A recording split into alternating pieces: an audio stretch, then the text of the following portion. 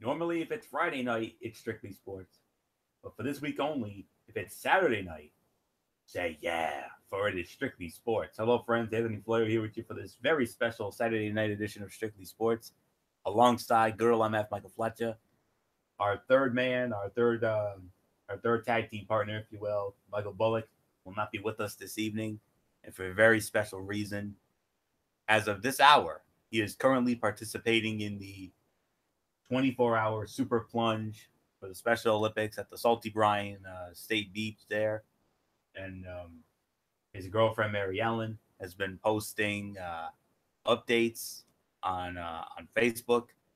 And I got to tell you, man, you want to talk about soldier up.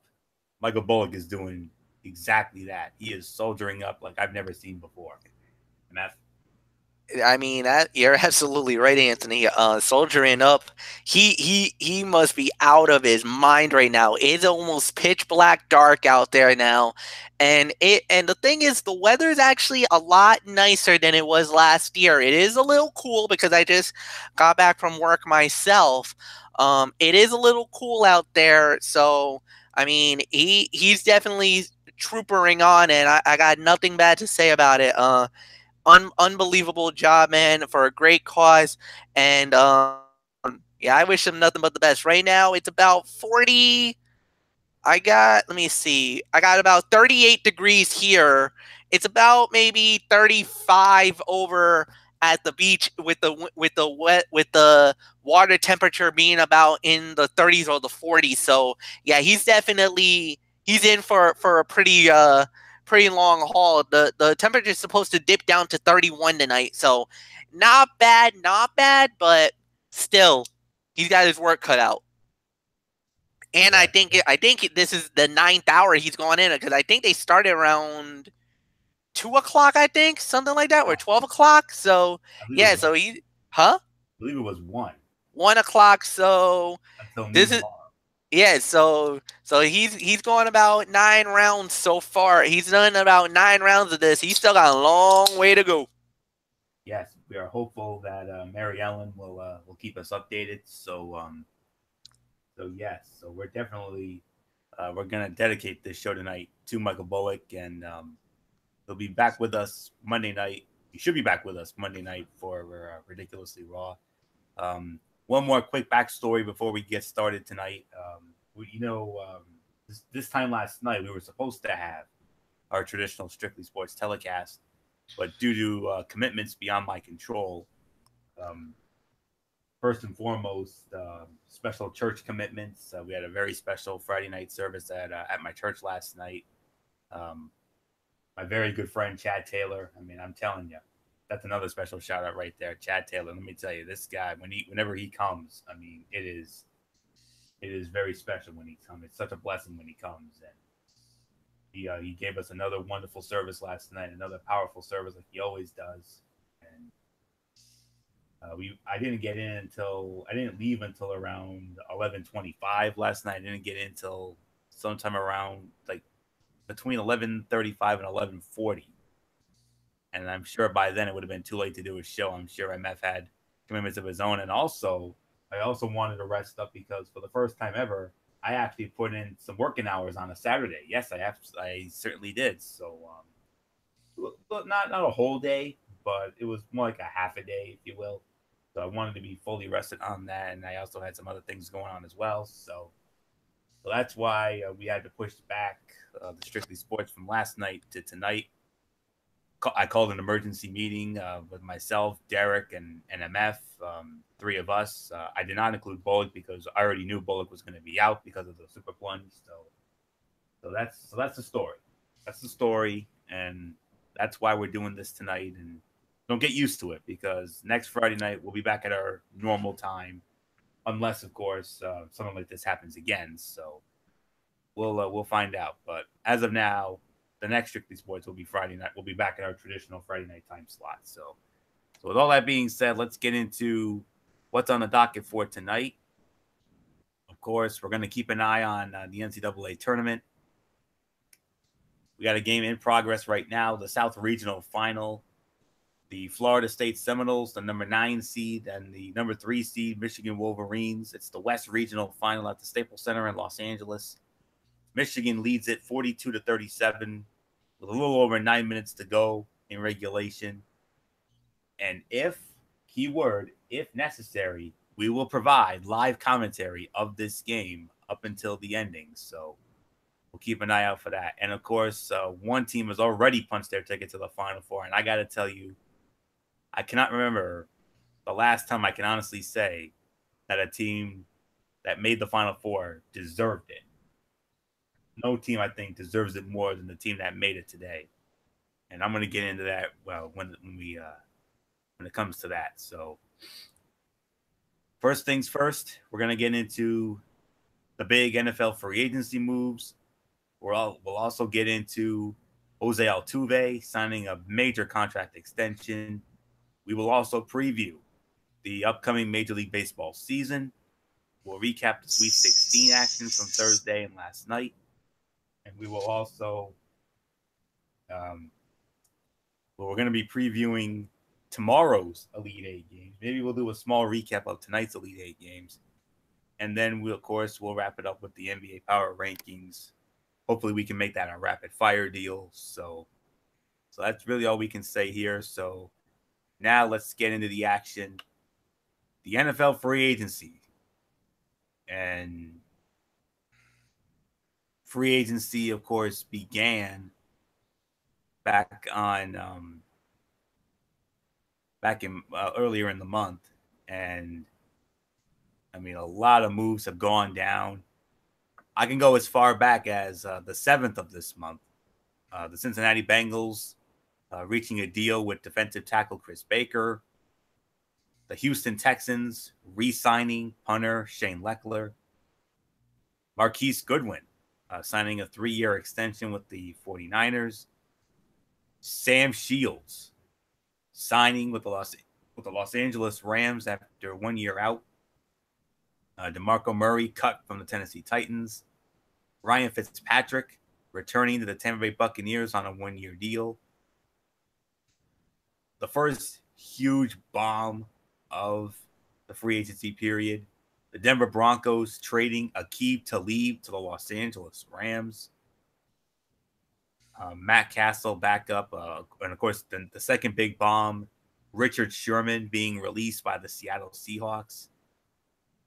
We'll get into him in just a moment. The Super Bowl champion Philadelphia Eagles trading wide receiver Torrey Smith to the Carolina Panthers for cornerback Daryl Worley. Adam Pac-Man Jones, his option was declined by the Cincinnati Bengals. Mike Evans signing a huge contract extension with Tampa Bay. One that this next move, of course, major devastation for MF, Eric Carrier, and the rest of their Dolphin family, as Jarvis Landry was traded to the Cleveland Browns from the Dolphins for 2 draft picks. And then in the move that devastated me, the Buffalo Bills trading quarterback Tyrod Taylor to the Cleveland Browns. And the Browns also trading quarterback DeShone Kizer to the Green Bay Packers for cornerback Demarius Randall. Justin Ellis agreeing to a 3-year deal with the Raiders. Cleveland Browns trading Danny Shelton to the New England Patriots. And then, of course, the big bomb 2 weeks ago, Richard Sherman. He's staying in the NFC West, but he's now going with the San Francisco 49ers. And that's going to be very interesting to see what happens when he goes to Seattle in a Niner uniform. A 3-year deal worth $39.15 million. Casey Hayward, a 3-year extension with the Chargers. Dustin Hopkins re-signing with the Redskins. Arizona reportedly to release Adrian Peterson. Anthony Sherman re-signing with KC. Sean Smith released by the Raiders. The Dolphins are planning to move on from Ndamukong Suh. Ravens release Ladarius Webb. I mean, so many exciting things to go down. I mean, Allen Robinson from the Jacksonville Jaguars, he was traded to the Chicago Bears. He signed with the Chicago Bears, news that I'm sure Matt Ward was very happy about.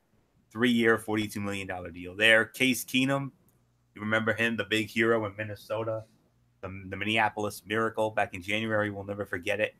the greatest ending to a NFL playoff game ever, including the Super Bowl. He intends to sign with the Denver Broncos. And Sammy Watkins signing with the Kansas City Chiefs. Star Lotulelei signing with my Buffalo Bills. That's a great signing right there.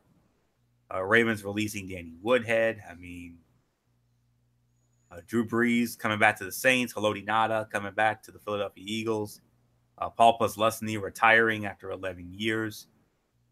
Of course, the next big free agency move, Kirk Cousins signing with the Minnesota Vikings. Paul Richardson, wide receiver, going to the Washington Redskins. Sam Bradford going to the Arizona Cardinals. In a move that I know what made MF and Eric Carrier and their Dolphin family very happy. Danny Amendola, Danny Playoff, if you will, signing with the Miami Dolphins. Let me see, what else do we have? Dante Moncrief looks like he's going to Jacksonville.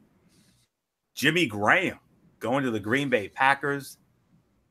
They got rid of Jordy Nelson, which I still can't believe.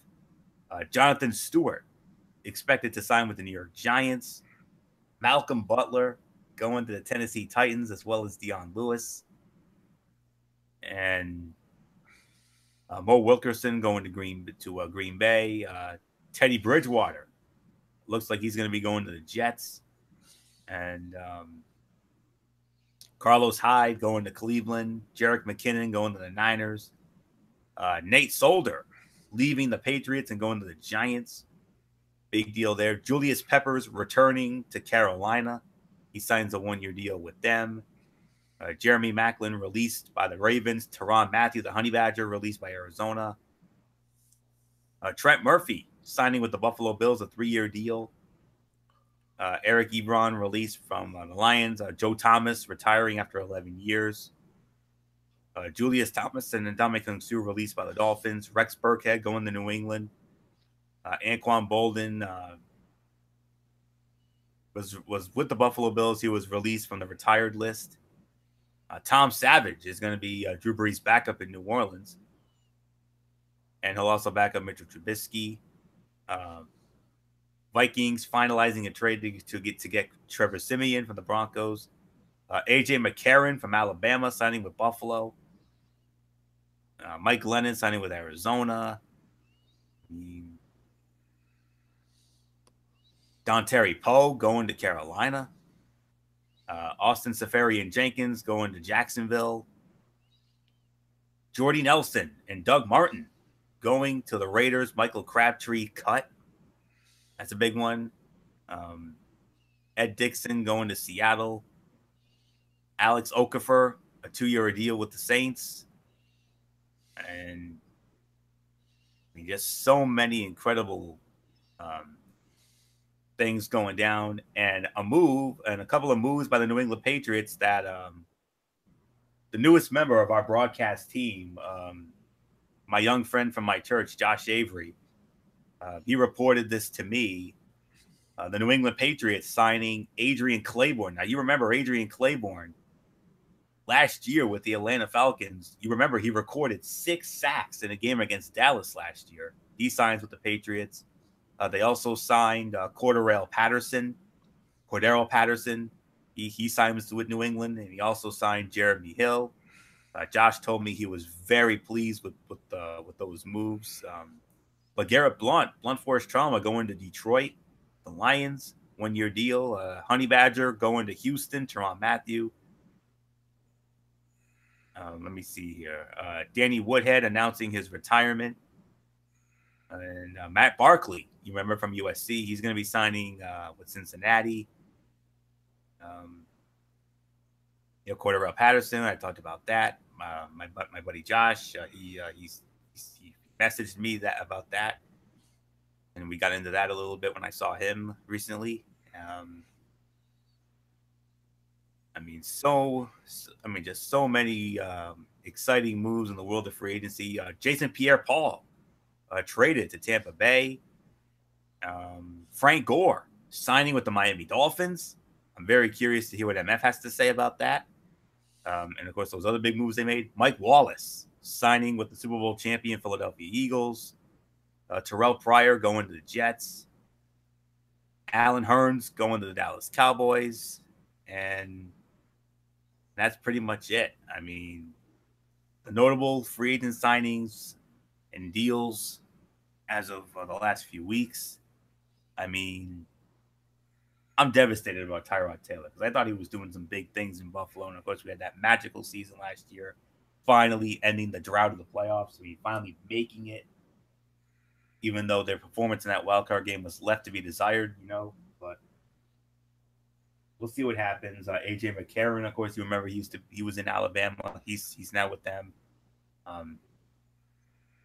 still don't know why, for the life of me, the Green Bay Packers cut Jordy Nelson. I don't get that. I mean, he was Aaron Rodgers' go-to guy. But they obviously had some idea about that. But hey, you got Jimmy Graham to replace him. I mean, that's a big deal right there. So that's a huge upgrade right there. And Jordy Nelson now going to be with the Raiders. I mean, that's a huge pickup for Oakland. Maybe that'll get Oakland back to where they were a couple years ago. And Amendola signing with the Dolphins. And Frank Gore as well. I mean, that's really going to help the running game. And I know MF's got to be very happy about that. And I mean, just so many exciting moves. Not enough time to break everyone down. But from Kirk Cousins signing with Minnesota, that is huge. I feel bad for Case Keenum. I mean, obviously, because you remember Case Keenum, the hero in the Minneapolis Miracle. Apparently he's going to Denver, and I mean, just amazing what's been going on. So exciting moves indeed. So nothing more to say here. So we'll see how the Buffalo moves work out. AJ McCarron, hopefully he'll be the one who goes. Peterman, we all know he's a disaster. I mean, the 5-pick game, I still have that etched in my mind, but it is what it is. So exciting moves, and the New England moves with Patterson and Hill going and Claiborne. Credit to my buddy Josh Avery for reporting that to me. It's investigative reporting like that that's going to get you noticed, and there's no question about it. He is now a fit. According to me and MF, we talked about it. He is now a full-fledged member of our broadcast team, and who knows? Maybe one day we'll have him on the show. I mean, he wants to be on the show someday, especially during football season. So we'll definitely work something out with him. But major props to Josh for reporting that to me. So another more to say here. So MF, you heard all the free agent moves. I mean, your thoughts on all the free agent moves, including the big moves for your Dolphins. I mean, Amendola and Frank Gore. Wow. Yeah. When the Amendola thing happened, I was stunned. I did not think that was happening. We were kind of really in a state of shock after we did trade away Jarvis Landry. However, the writing was on the wall with Landry. Unfortunately, Landry's agent demanded a lot of money on Miami, and it almost felt like they wanted out. So, Miami had no choice but to do the trade. They were looking for a partner.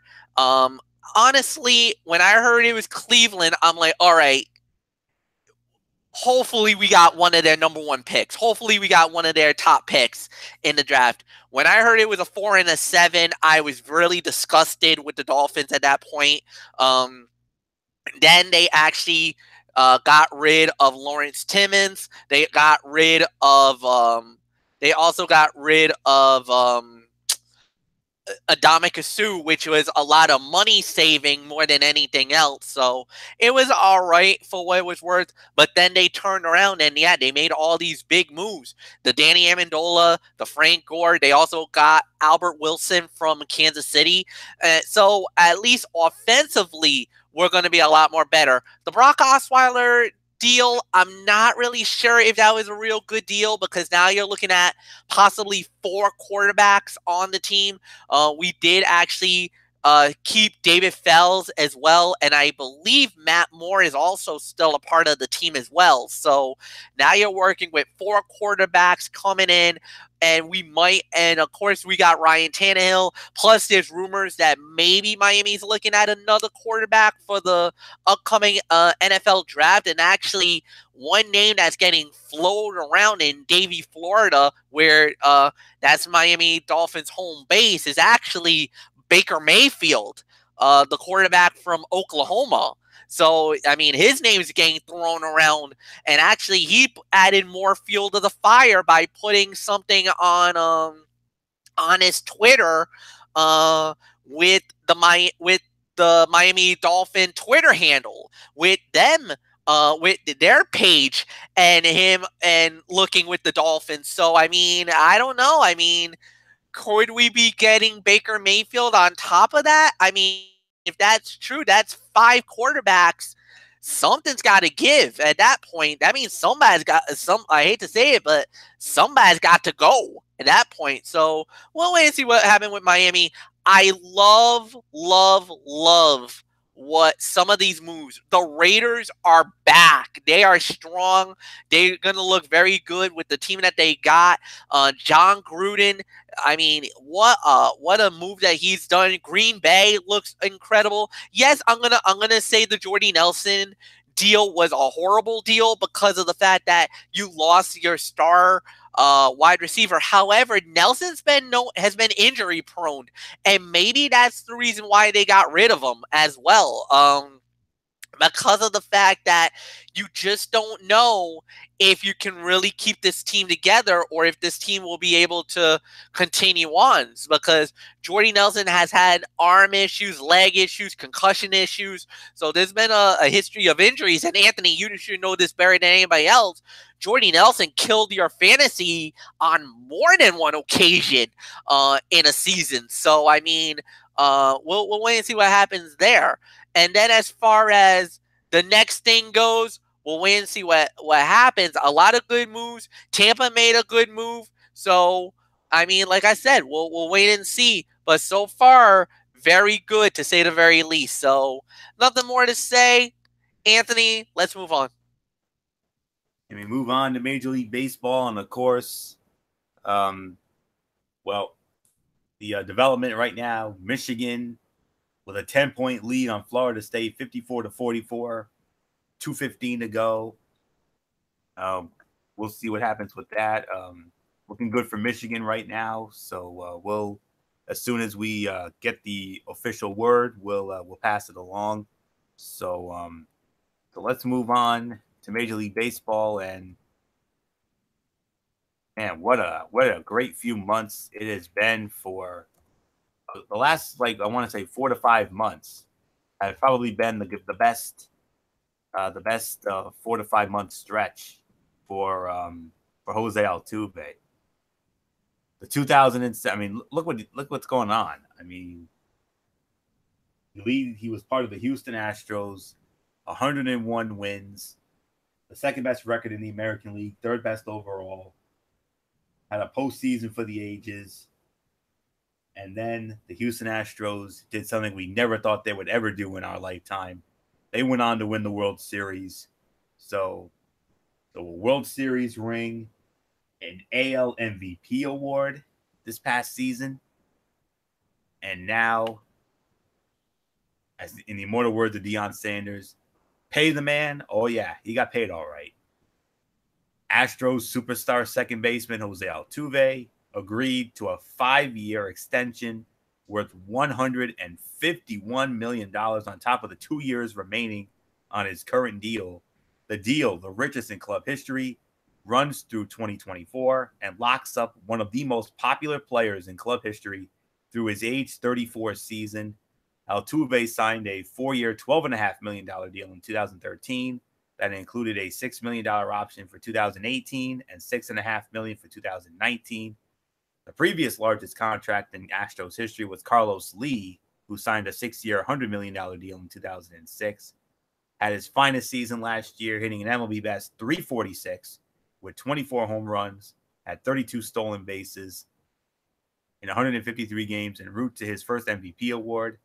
In the process, he was a driving force as the Astros won their first World Series title, led the AL in hits, 204, and became the first player in league history, to be the outright leader in hits in his league for 4 consecutive seasons.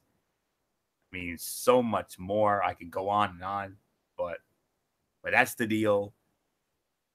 It is, once again, a 5-year extension, $151 million. So I'll be the Tim McCarver in just a moment, but I'm gonna toss it up to my Joe Buck for this first moment here. MF, I mean, we saw it. We saw it firsthand, especially in the World Series. Jose Altuve, man, what a great 4 to 5 months. A World Series ring, AL MVP, and the man got paid. Whoa. And the thing is, he deserves to get paid, and you absolutely nailed the nail on the head. This guy has been an unbelievable player, an unbelievable performer this entire season, and it has been remarkable what he has done. Tremendous work that he did. One of the best seasons you can ever have. And the thing is that you just assured yourself the nucleus of what could be a potential run for the Houston Astros. Now, a lot of teams are going to be out there this time around, and they're looking for that World Series ring. They want to be right where Houston is right now. I mean, the Red Sox, the Yankees, probably the Yankees, and we're probably going to get into them tonight. I'm going to openly admit this. I think the Yankees are the perennial favorites to win the title this year. But we'll get into that because I think there's a baseball preview tonight on the show. So we'll get into it all together. And then I'm going to say I like what I see from Altuve. You know, this guy has been an unbelievable player, a nice young kid. And not only that, man, but he's going to become a bona fide star. I think he is the future of Major League Baseball, man. He's going to be right up there with Mike Trout. He's going to be up there with Bryce Harper. He's going to be up there with a lot of the young guns, as I like to call them. He's going to be the next generation of Major League Baseball stars that's really going to propel themselves into what I believe is going to be an incredible season or an incredible career. So nothing more to say. He definitely deserves the money that he's getting for what undoubtedly what I believe is one of the best seasons he had last year. Nothing more to say, Anthony. It's all yours. Yeah, I couldn't agree with you more, MF. He led the AL in hits, 204. He led the league in 4 consecutive years. He led the American League with 59 multi-hit games, led the majors in games with at least 3 hits with 23. Also ranked first in the AL in infield hits, 35, tied for second in runs scored, 112, third in on-base percentage, 410, third in stolen bases, third in OPS, 957, fifth in total bases, 323, seventh in slugging percentage, 547, and he tied for ninth in doubles with 39. He hit third in the Astros lineup ahead of Carlos Correa, but when Correa was on the DL from July 19th through September 3rd, following thumb ligament surgery, Altuve stepped up. He batted .384 with an OPS of, get this, 1.105 in the 40 games Correa missed. And what's more, he led the majors with a .441 batting average in close and late situations, a .421 batting average in interleague, and a .381 average on the road. Yeesh. So, no doubt about it. I mean, they're going to be a force to be reckoned with. I couldn't agree with MF more. And we're about to get into that and then some. Because now, it is now time for our exclusive Strictly Sports 2018 Major League Baseball season preview. It kicks off Thursday. This Thursday. I mean, I remember many years, it would usually be either the week before WrestleMania or even the day after WrestleMania, where this whole thing would begin. And it would also coincide with the national championship and the finals of the tournament, March Madness. But not this year. Thursday, March 29th. This Thursday, it's going to start. And it's only fitting that I lead off on this because I am, of course, like I said, the Tim McCarver of our group, whereas MFs are Joe Buck. So nothing more to say. Let's start it off with the American League. We're going to start it off with my league, of course, the American League. We're going to start off with, of course, far and away the best division in baseball, in my opinion, the American League East. And there's no question about this. I got the Yankees winning that division. And now here's the thing. I'm only going to go into detail on the team, on the 3 division winners, and who I think will come out as the wild card team in each league. Maybe I'll get into a little detail on the other teams, but I'm only going to go into full detail on my division winners and wild card winners. That's it. So my pick to win the East, no doubt about it, it's the New York Yankees.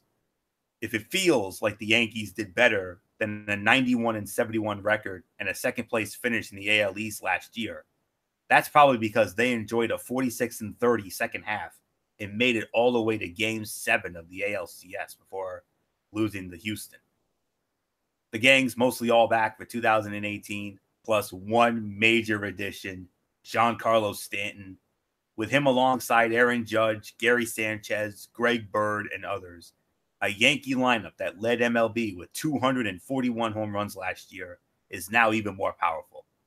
Factor in a strong starting rotation, an excellent bullpen, and a deep farm system they can use for either promotions or trades, and the Yankees are positioned for a truly special year.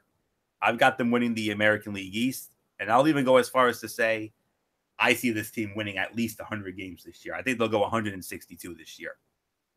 My wild card winner, no question about it, I got to go with the Boston Red Sox.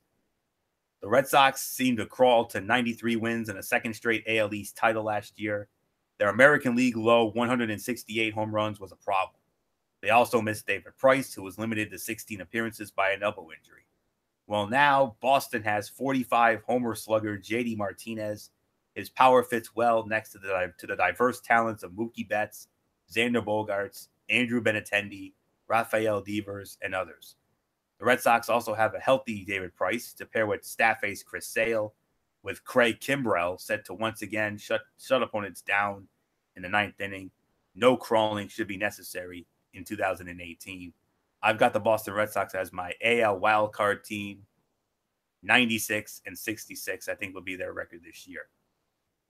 Well, there will be another wildcard team, and I just want to check my notes real quick as to see who I think will be that other wildcard team. Okay, I think I have it. So, yep. So, I like the Yankees and the Sox out of the East, no doubt about that. I only have one team coming out of the AL Central, and of course, it's the obvious pick, and that is the Cleveland Indians. I've got the Cleveland Indians once again winning the American League Central. Cleveland is not in the best shape as opening day nears. Michael Brantley and Danny Salazar struggles again against the injury bug are ongoing. Carlos Carrasco, Bradley Zimmer, and Brandon Guyer are dealing with their own aches and pains. But nonetheless, panic is not advised.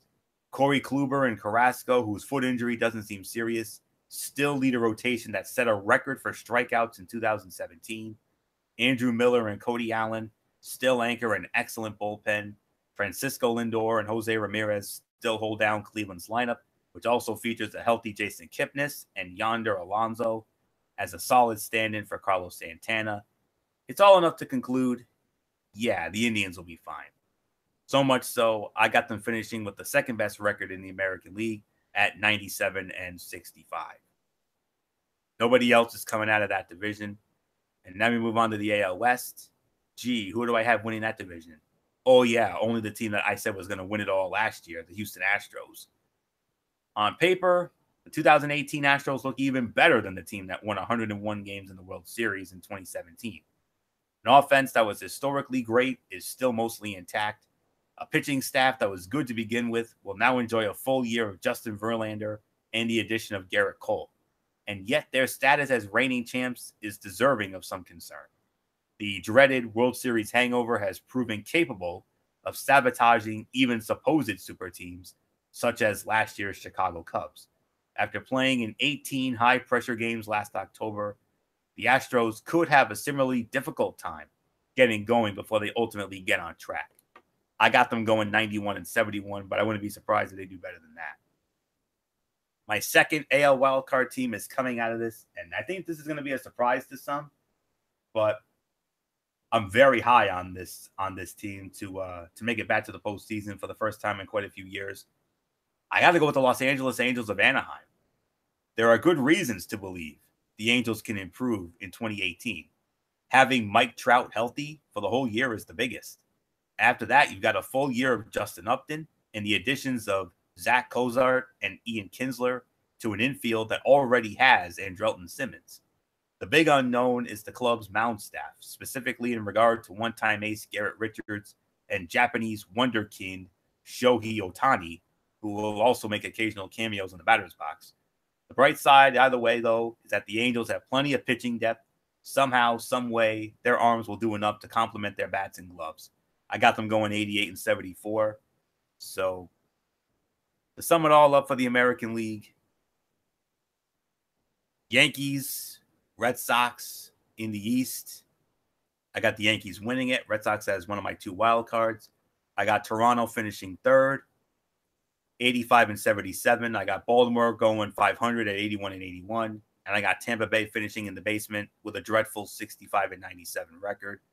In the Central, I got the Indians winning that with a record of 97 and 65. Minnesota, I got them finishing second, just missing the playoffs at 83 and 79. The White Sox, 74 and 88 in third. Kansas City, back to being the dud Royals that they once were before, 68 and 94. And then finishing in the basement, the Detroit Tigers.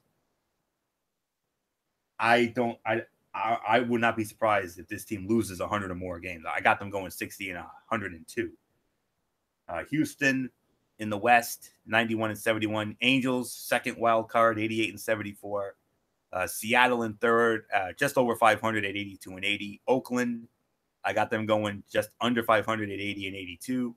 And believe it or not, I got Texas finishing in the basement at 75 and 87. So that takes care of the American League. Now on to the National League, starting with the NL East.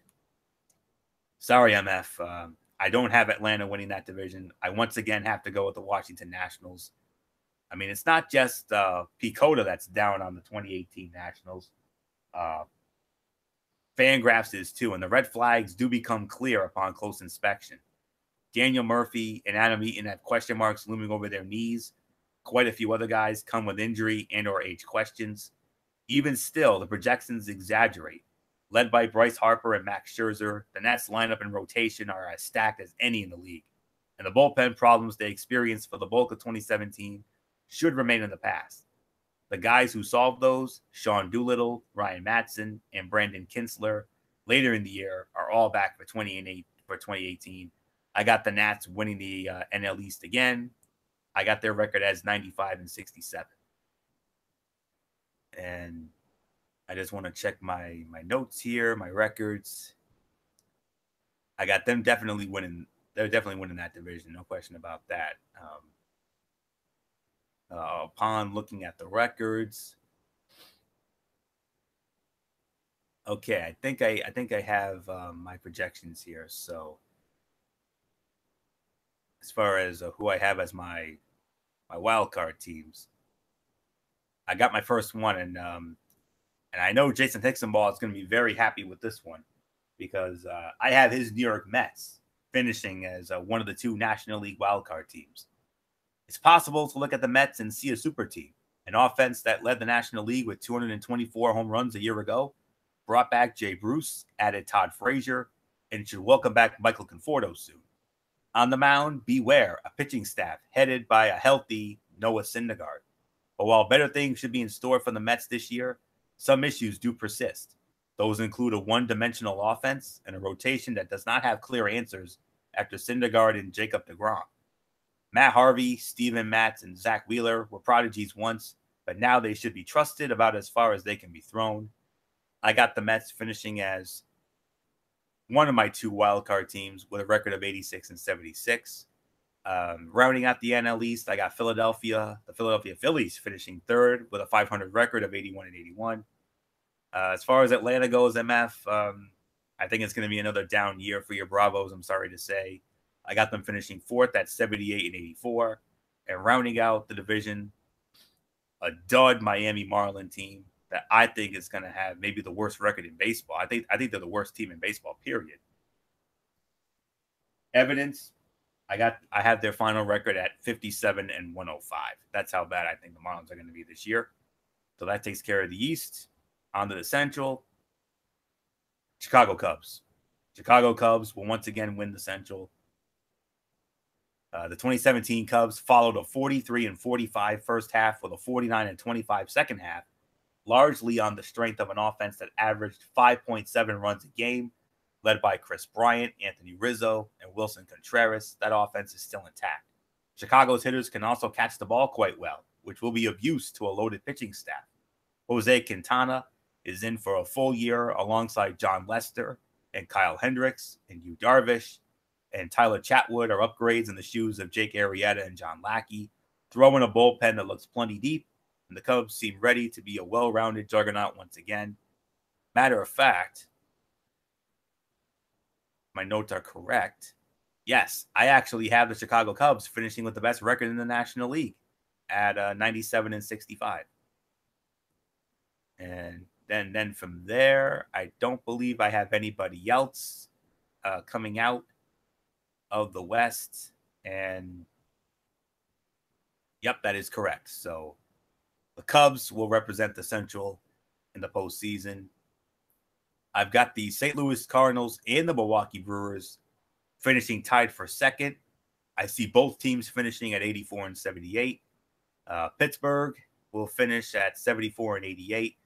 And they'll be in fourth. And then in the basement will be the Cincinnati Reds with a 70 and 92 record. And then in the National League West, of course, I'm going with the Los Angeles Dodgers to win it. Yes, there are a few reasons to be concerned about the Dodgers as they prepare to defend their National League pennant. Justin Turner's broken wrist tops the list. Then there's Corey Seager's bothersome elbow, and the trustworthiness of Clayton Kershaw's back. It's a good thing that, as usual, they have an absurd amount of depth. That's true not just of their major league roster, but also of a farm system from which Walker Buehler and Alex Verdugo are ready to step in. Like they did between 2013 and 16, the Dodgers will use a group effort to overcome adversity. I don't think they're going to be as good as last year, but I still think they're going to be the winners of the NL West. I got them finishing with a record of 92 and 70. My other wild card team, my second wild card team, comes from this division, and I got to go with the Arizona Diamondbacks. Diamondbacks were a surprise playoff team last year, largely thanks to the midsummer addition of JD Martinez and the season-long excellence of their starting rotation. So it wouldn't seem to bode well that Martinez is gone and that Zach Greinke is set to miss opening day. On the bright side, Steven Souza Jr., health permitting, can be a capable fill-in for Martinez in an offense that will be led by the always stupendous Paul Goldschmidt. On another, Greinke should soon return to lead a pitching staff that should once again thrive on the strength of its best parts. To that end, uber reliever Archie Bradley is not to be forgotten about. I got Arizona winning the second wild card with a record of 87 and 75. And then rounding out the West, finishing third and just missing the postseason, the Colorado Rockies. Keep an eye on them. They're a dark horse team, I think. I got them finishing 85 and 77. Even though the Giants picked up Andrew McCutchen and Evan Longoria, I still don't think the Giants can get over the hump. I think they'll be a little better, but not a whole lot better. I got them finishing fourth with a record of 71 and 91. And then rounding out the basement, yet again, once again, the San Diego Padres, even with the additions of Eric Hosmer and Brian Mitchell, 66 and 96. That's their records. So there's no question about it. This is going to be an exciting Major League Baseball season, and one that I'm very much looking forward to. So that's just how I feel about it. So Yankees and the Sox. I got the Yankees, Indians, and Astros winning the divisions in the AL, with the Red Sox and the Angels as my wild card teams. And in the National League, Nationals winning the East. I got the Cubs winning the Central, Dodgers in the West, and my wild cards, the Mets and the Diamondbacks. Get it? Got it? Good. So I think I pretty much gone into full on Tim McCarver mode now. So I'm gonna bring the Joe Buck back in, MF, Michael Fletcher. So MF, you heard my projections, you heard my stories. Agree, disagree with any? What do you think?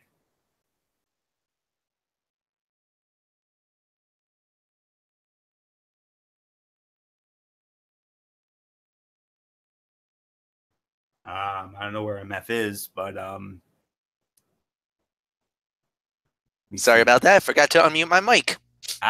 Okay. So Yeah. so you heard my projections. Mm-hmm. Agree, disagree? Did I get any Well, wrong or what? all right. Well, let me just go like this. I do agree. I think the Yankees are going to win the division in the AL East. I got Cleveland winning the Central. I got Houston winning the West. I agree with Boston going through and getting one of the wild cards. The other one is a toss up. I think either the Angels is going to get it, but I would say keep your eyes on Minnesota because Minnesota got one of the wild cards got the second wild card spot last year, and I think they're going to be a threat again to get it. So I'm going to go with that. For the National League, I'm going to go with, of course, NL East. Yes, it's Washington to win. I think Washington will win that. Central, I'm going to say Chicago.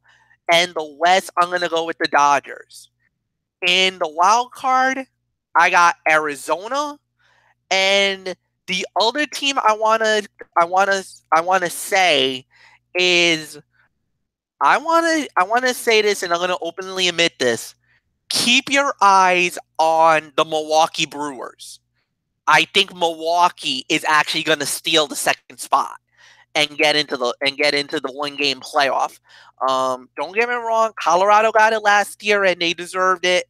But something tells me Milwaukee. I don't know why, because I kind of like their team. I like their makeup, and I think they're poised for a big run.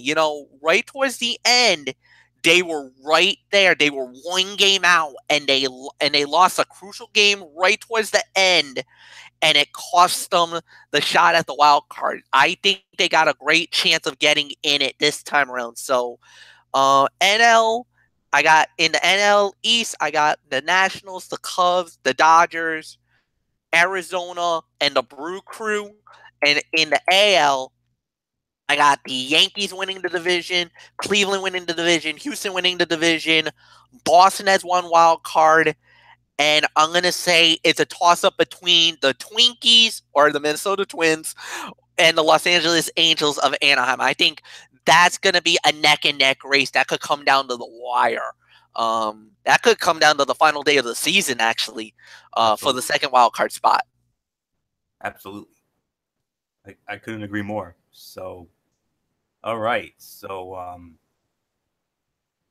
that's that. So, remember, I did fairly well last year with my projections. I mean, look how that Houston one worked out. So we'll see what happens. So way too early to speculate who I think will win it all, but we'll cross that bridge when we get to it. So all right, so now it's time for the first half. Well, I'm going to consider it part 2 of our triple main event. I mean, that was the first part of our triple main event, the season preview for Major League Baseball.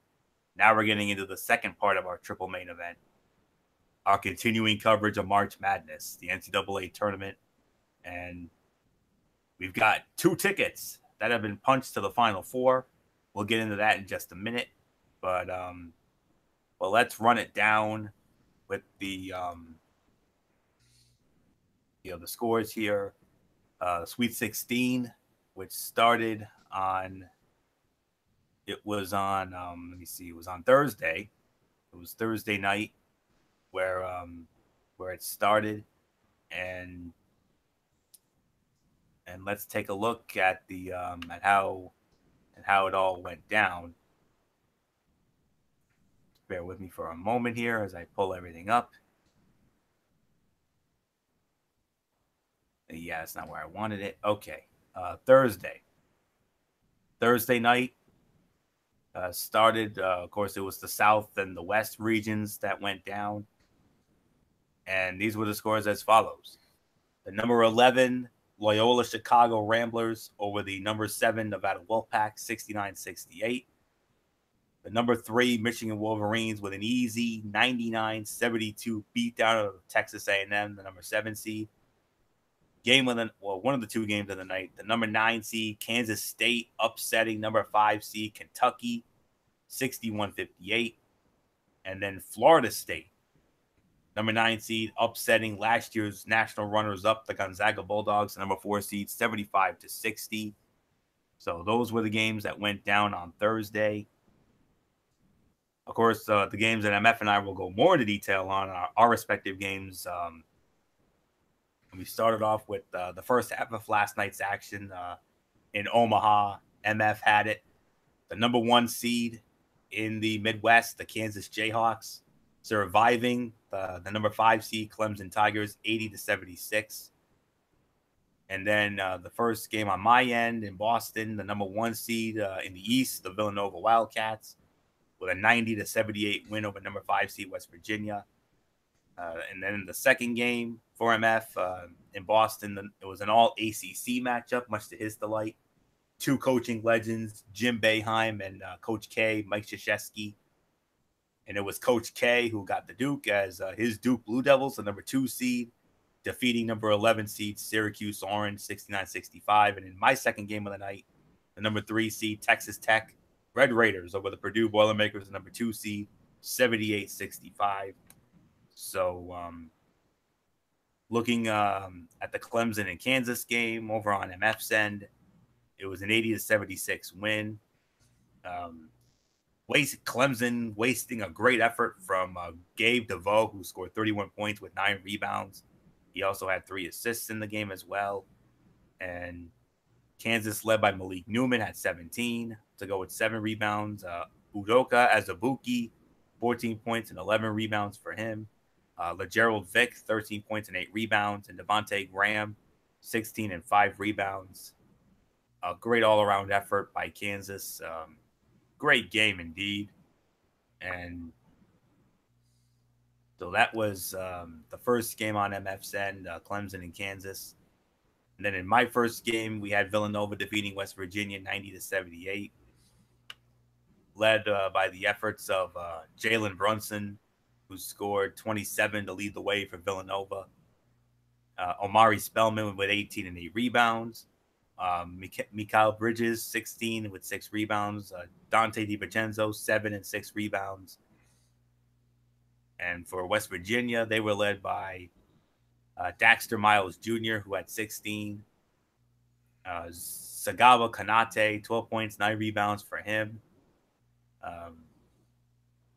Issa Ahmad with 11 and 6 rebounds.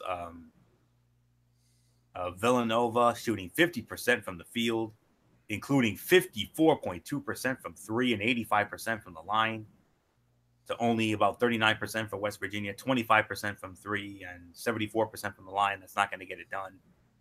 And the rebounding edge, 39-36 West Virginia. The assists went to Villanova, 16-12. And Nova still won despite committing 16 turnovers to only 12 for West Virginia. But Nova had 5 steals and 5 blocks. And West Virginia had 10 steals, had 5 blocks of their own. But they committed 28 personal fouls to only 20 for Villanova. So nice win for Villanova, the lone wolf in the Big East. And then the second game for MF, he had Duke over Syracuse, 69-65. And it was the Dukies, led by Marvin Bagley III, who had 22 with 7 rebounds. Wendell Carter Jr., a double-double, 14 and 12 rebounds. Grayson Allen, 15 with 8 assists. And Gary Trent Jr., 14 with 5 rebounds. 4 starters in double figures for the Dukies. Tyus Battle led Syracuse with 19, had 5 assists. O'Shea Brissett, 15 with 7 rebounds. Paschal Chukwu had 8 and 7 rebounds. And for the Dukies, still winning despite shooting only 39% from the field, a dismal 19% from three, and 71% from the line. Syracuse losing despite shooting 49% from the field and 30% and 31% from three, but 65% at the line. Rebounding edge was Syracuse 37-33. Assist edge went to Duke 13-12. Here's the discrepancy. Duke only committed 7 turnovers, whereas Syracuse had 16. That's not going to get it done. 8 steals for the Dukies to only 3 for the Orange. 2-1 the block edge, and that's pretty much it for that. And as for today, our 2 regional finals. The first regional final, it was the South Regional Final at the Phillips Arena in Atlanta, Georgia. The number 11 Loyola Chicago Ramblers against the number 9 Kansas State Wildcats, and it was Loyola of Chicago. The dream is alive. They defeat Kansas State 78-62, and I have it on good authority. Matter of fact, I saw a video clip of this. Loyola of Chicago, led by their dear, I don't know if she's a teacher or what she is, Sister Jean. Oh, Sister Jean, sweet Sister Jean. Oh, what a darling. Let me tell you. They prayed. They had Sister Jean led the team in a prayer before the game. And as I said on my Facebook earlier this evening, the team that prays together before the game, wins the game. And that's exactly what they did. They prayed together and they won tonight, and they did it. They did it in grand style, man. Ben Richardson, 23 points, 6 rebounds. Dante Ingram had 12 points and 8 rebounds. Just to name a couple of the numbers here. They shot 57% from the field. Okay? 57% from the field, 50% from 3, 83.3% from the line. And they out-rebounded. K-State 36-28, 17-9, the assist ratio. And despite committing 15 turnovers and K-State only committing 6, Loyola Chicago still gets it done. Kansas State 7 steals to only 2 for Loyola Chicago. The block edge was 2-2. And K-State shot only 35% from the field, 23% from 3. That's the big difference. 57 to 35 when it comes to the percentages from the field. 50-23, the three-point edge. That's why Loyola Chicago is going to the Final Four. They prayed together before the game, and I am just so happy for these young men from the Missouri Valley Conference. Their head coach, Porter Moser, leading the way. He was actually a disciple of the late, great Rick Majerus. You remember Rick Majerus? He guided the Utah Utes all the way to the championship game 20 years ago in 1998. Nearly won it all, but ran into Tubby Smith in Kentucky. I believe that was in San Antonio as well. So, but nonetheless, congratulations to the Ramblers of Loyola of Chicago. God bless you guys. And you know me as a guy who always loves to root for the underdog, because I consider myself an underdog in life as well. I could not be any more happier for those young men. They may have busted up brackets, but who cares? I am just so happy for those young men. And even though I've got a Big East team still in this with Villanova, of course, you know I'm going to want Nova to win it to bring it back to the Big East, of course. But if Nova can't win it, I hope and pray to the good Lord that this team does it. Loyola Chicago. Could you imagine if they go all the way? What a story that would be. First mid-major team since Wichita State, I believe, out of the same conference in 2013 when they went to the Final Four. So, Loyola Chicago, we salute you. Well done. And then only moments ago, the West Regional Final at the Staples Center in Los Angeles. The number 3 seed Michigan Wolverines against the number 9 seed Florida State Seminoles. And joining Loyola Chicago in the Final Four will be the Michigan Wolverines, 58-54. They defeat Florida State. Michigan was led by Charles Matthews with 17 and 8 rebounds. Moritz Wagner, 12 and 6 rebounds. They shot 39% from the field, and they still won despite a dismal 18% from three and 67% from the line. Florida State shooting 32% from the field. They were led by Phil Kofer with 60. He had a double-double, 16 with 12 rebounds. PJ Savoy had 12 points on his own, and they shot 32% from the field. Both teams' three-point shooting was awful. 23.5% for Florida State, but they did shoot 90% from the line, but that wasn't good enough. 33-29, the rebounding edge for Florida State. 8-7, the assist ratio for Michigan. Michigan committing only 9 turnovers. Florida State committed 12. Both teams had 6 steals apiece. 7-4, the block ratio for Florida State. And Michigan only committed 15 fouls, whereas Florida State committed 23. So Michigan onto the Final Four for the first time since going all the way to the title game in 2013, even though we think they're the uncrowned champions after Louisville was forced to vacate that national title in 2013 recently. Of course, we talked about that a couple of weeks ago during our Hard Time special. So Loyola, Chicago, and Michigan, our first 2 entrants into the Final Four, will determine the second half of the Final Four tomorrow when Texas Tech squares off against Villanova in Boston tomorrow. And, of course, a game that Michael Fletcher's, I'm sure MF has got to be salivating over right now. I'm sure he's got to be as giddy as the Cheshire Cat. I wouldn't be surprised if he has a Cheshire Cat grin on his face right now, because the game that he's going to have tomorrow, oh, Nelly, MF special. Duke and Kansas. For MF, there's nothing left to say except I hope you've got that powder blue blazer ready, brother, because you're going to need it because I know you only break it out for those special Mount Rushmore MF specials, and I know you're going to have that ready and raring to go for Duke and Kansas tomorrow. So that's it. So congratulations, Loyola Chicago. Congratulations, Michigan, on to the Final Four. Loyola Chicago, first time for them since 1963, when they actually won it all that year. They actually won the whole thing in 1963, beating Cincinnati. And one of the members of that team was actually in the crowd for that final game against K-State earlier. So nothing more to say here. MF, come on in. I mean, you saw what happened on Thursday, but last night you had 2 great games with Kansas over Clemson, Duke over Syracuse. I had 2 great games. Well, they were more somewhat pull-away blowouts with Nova and Texas Tech winning. So, MF, I mean, I'm sure you've got to be salivating over that Duke and Kansas matchup, man. Wow. And that's special.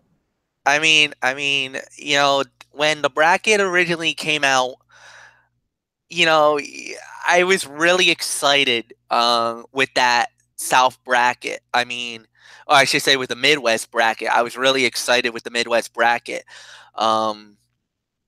You know, I was kind of hoping to see that matchup. It didn't really matter at that point. But I will say that this was an exciting moment, an exciting battle, no doubt about it. And I can't wait for Kansas and Duke tomorrow, a little bit after 5 o'clock tip off on CBS. So I'm beyond excited for the game, and I cannot wait for this battle to go down. It's gonna be an unbelievable game, an unbelievable matchup. I really got nothing more to say. It's just going to be one of those, it's like you said, it's a Mount Rushmore type game. It's not only that, but for the right to go to the Final Four, the right to go to San Antonio and the Alamo Dome, to join, you know, Loyola of Chicago, joining Michigan, joining, you know, the winner of Texas Tech and Villanova that's going down earlier in the afternoon in Boston at the TD Garden. And then, of course, this game, the final one, it's going to be an unbelievable matchup. It's an unbelievable it's shaping up to be a Final Four for the ages. I'll say that. You got the little underdog with Loyola Chicago. You got a really good Michigan Wolverine squad that's really kicked it into high gear. It's almost reminiscent of UConn and the year when they went all the way and won the national championship. They were kind of a little bit on the shaky ground. You really didn't know if they were going to be in or not. They probably had to win their conference championship, and they won it. They beat Michigan State to get to the tournament, and now all of a sudden, some of the big teams that you really didn't know, there was a couple of potholes here that they probably needed some lucky breaks to go their way. They got those breaks, and now they won their bracket, and they're on their way. And yeah, they get their chance to cut down the nets and the whole 9 yards. They're doing it right now in LA at the Staples Center, and now the journey is what happens next. What's going to be next for them? So without a doubt, unbelievable run, unbelievable storyline up to this point. And then, like you said, last night in the first semifinal, Kansas, they jumped out to a big lead. They looked really good, really strong. They let Clemson back towards the end, but the damage was already done. But the game of the night, the game of the night last night, I got to say it, Duke versus Syracuse. Two evenly matched teams, two teams that I've seen many times, two great coaches, and you really got the feeling that even though Duke won the game, and even when they jump out to that 9-point lead, the lead was never safe. It wasn't like, okay, Duke's gonna run after. No. Even when Syracuse had the lead and they were up by I think 5 at one point, Duke came right back. It was evenly matched, evenly scouted, because both teams really. They knew what either team was going to do because of the fact that they were playing a 2-3 zone throughout the entire night. And that was one thing that was really a factor in the game, is that, they just kind of knew the style of play because of the zone defense. That's going to be an interesting factor. And plus, I like the fact of Duke in this battle against Kansas because the size factor. They got two big guys with Wendell Carter and with two big men. They could stretch the floor out. If they go inside, they're going to do that. And normally Kansas likes to play 4 guards and a big man on the perimeter. I think they might have to change their strategy up to do 2 big men to get the 2 guys in the center, so that Bagley and Carter does not go off, because if they get going, I think Duke wins. So we'll wait and see what happens. 3-point shooting is also a factor. Duke was dominating in the early rounds. Last night, they couldn't buy a bucket when it came to the 3-point line. It looked like there was a lid on the bucket for the threes. They had to do the 2-pointer. They had to really be more aggressive defensively. This is going to be a great matchup, no doubt about it. But let's say it, guys, it's going to be an unbelievable game, and more importantly, it is going to be one of those battles. What a game it's going to be, as it is, Michigan going to the Final Four, Loyola of Chicago, they're going to the Final Four. Who's joining from the Midwest and the East? I guess we'll find that out tomorrow. So, Anthony, it's yours. Yes, indeed. And Villanova. Villanova defeating West Virginia 90-78. West Virginia, they hung with them, but Nova was just a little too much at the end there. And I'm not surprised. Villanova, the lone wolf out of the Big East, I'm rooting hard for them, obviously, me being the Big East mark that I am, no doubt about it. And then the second game, Texas Tech and Purdue. Texas Tech coming away with the win. Congratulations to Texas Tech. first ever Elite Eight appearance for Texas Tech. And for Villanova, this will be their 12th regional final appearance and their second in 3 years. Of course, I've got Villanova winning that game, no question about that. And then from there, Duke and Kansas. I mean, wow, MF. I mean, I called the spot. I mean, when I saw the way the Sweet 16 looked, when I saw Kansas and those 3 ACC teams, I'm like, oh yeah, this is MF's all the way. This is MF's all the way. And you got blessed, man. And then I was secretly praying. I'm like, please let MF have Duke and Kansas. Give MF a Duke and Kansas game. Ask and we shall receive. And MF, you got it, man. You got the blessing of blessings right there. An MF special, Duke and Kansas. Wow, unreal. So, but nonetheless, it's gonna be awesome. I mean, Loyola, Chicago, Michigan. That's your first matchup on next Saturday, at the Alamo Dome in San Antonio. I got Villanova winning, and believe it or not, I got Duke winning. So I think Villanova and Duke will come out of these games tomorrow. And if that's the case, then yeah, we're shaping up for one Final Four. I mean, we got 3 powers with Nova, Duke, and Michigan. Well, Nova and Duke are superpowers, no doubt about it. Michigan, you know, they're on the verge of the main event spot, and then you got that spunky underdog that, just like UMBC last week, has captured the hearts of the nation, including my own, Loyola of Chicago. I'm rooting hard for those young men. I really am. So really looking forward to it. No doubt about that. So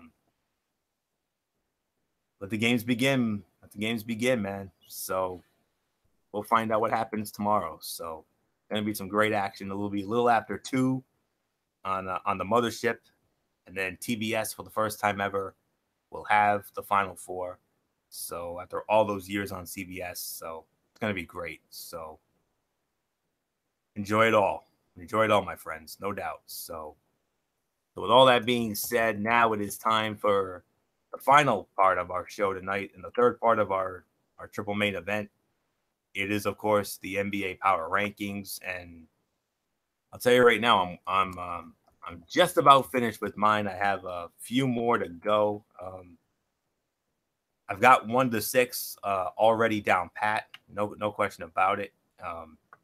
Actually, 1 to 7, I believe. I have 1 to 7. Yes, it's 1 to 7. I should say that I've got down pat.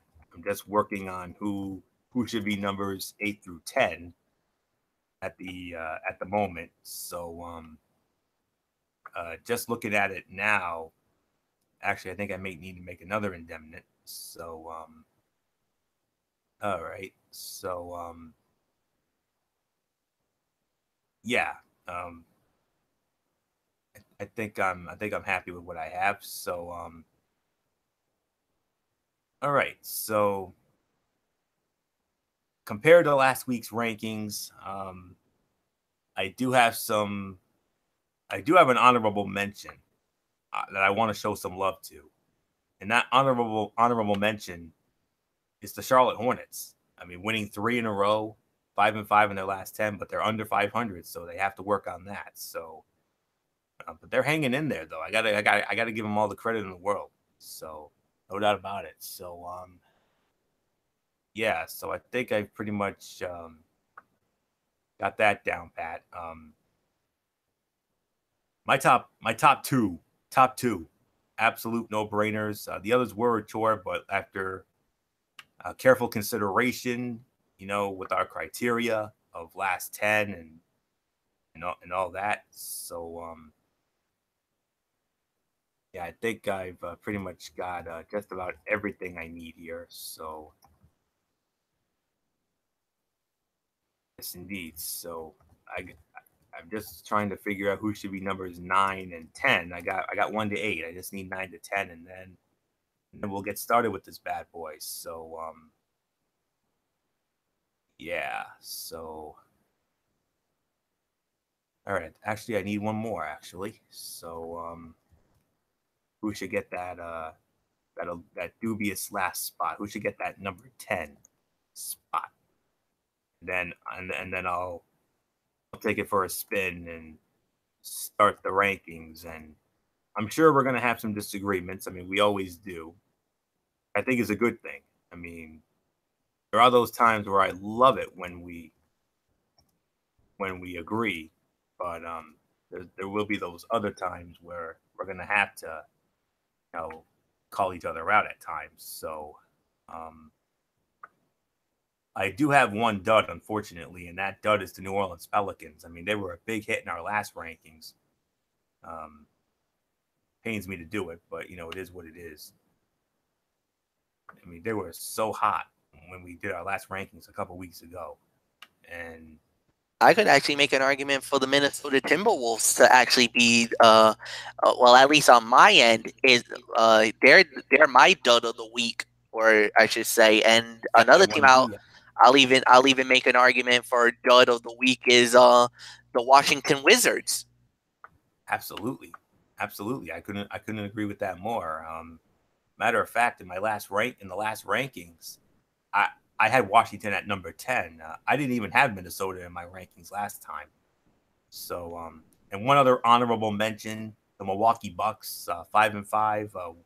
In their last 10, they won their last game, 38-34 record, but they're just on the outside looking in. Actually, I believe I am all set, so I think I have what I need. So, just like with the last rankings, I have a tie at number 10, and one of the teams I have at number 10, I know is going to be a major surprise considering how that they have one of the best records in the league, one of the top records in the league. Starting it off at number 10, I'm ready to go. Co-number 10s, the Golden State Warriors and the Indiana Pacers are my co-number 10s. Yes, even though Golden State is 54-18, they're 6-4 in their last 10. And on a one-game winning streak. Indiana is also 6-4 in their last 10, and they've also won one. So that's the criteria there. Golden State leads the league in field goals, in field goal percentage, 3-point shooting, and points scored. The only thing they got to work on is the rebounding. They're 14th. But since our last power rankings, they've been 50-50. They lost at Minnesota. They beat the Lakers at home. They lost at home to the Sacramento Kings. Yeah, no. They won at Phoenix. They lost at San Antonio. And then they won last night against Atlanta. Their next game will be tomorrow night when they host the Utah Jazz on an NBA TV broadcast. And then Tuesday, they're going to have Indiana coming in. And then Milwaukee comes in on Thursday, and that's going to be the second half of a TNT doubleheader. And then they'll be at Sacramento on Saturday, March 31st. And then Easter Sunday, they'll be hosting the Phoenix Suns. And I believe our next power rankings, I don't even know when our next NBA power rankings will be, because I know next week we're probably going to be going back to the NHL. And then the week after that, I don't believe we're going to have Strictly Sports, because of all the WrestleMania coverage. And then I believe it'll probably be on April 13th. And that's going to coincide with the end of the regular season. We're going to be in playoff mode by the time. So it'll probably be in 3 weeks for our next NBA power rankings. So Phoenix will come in, and then they're at Oklahoma City. They're in Indiana, home to New Orleans.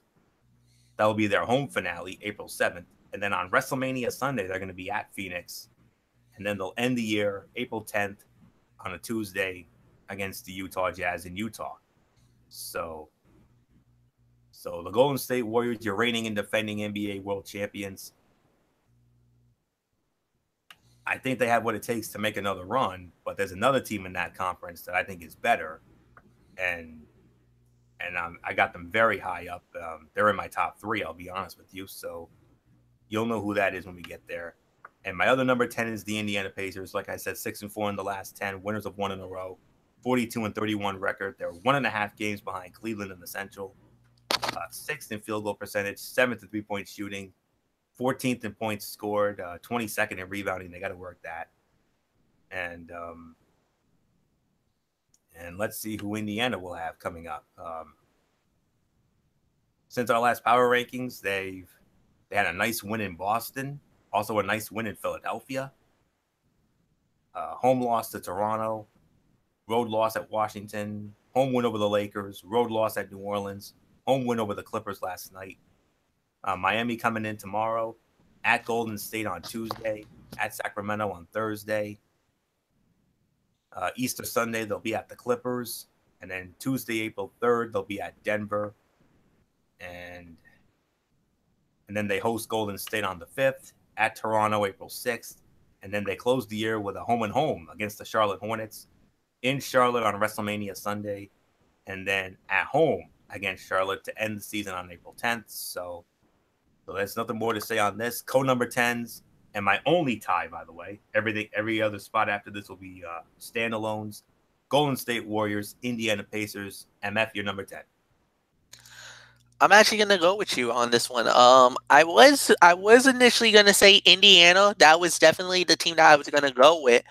The Golden State thing, I wasn't gonna penalize them for it. Even though their record is more worthy of being a number 9, the problem is the injuries, and especially now, I gotta hit a Demnit, and that's why, because of the injury to Steph Curry. I know that Kevin Durant is hurt. There's a number of injuries going down, and I'm sorry, but injuries also play a factor in the ultimate game here.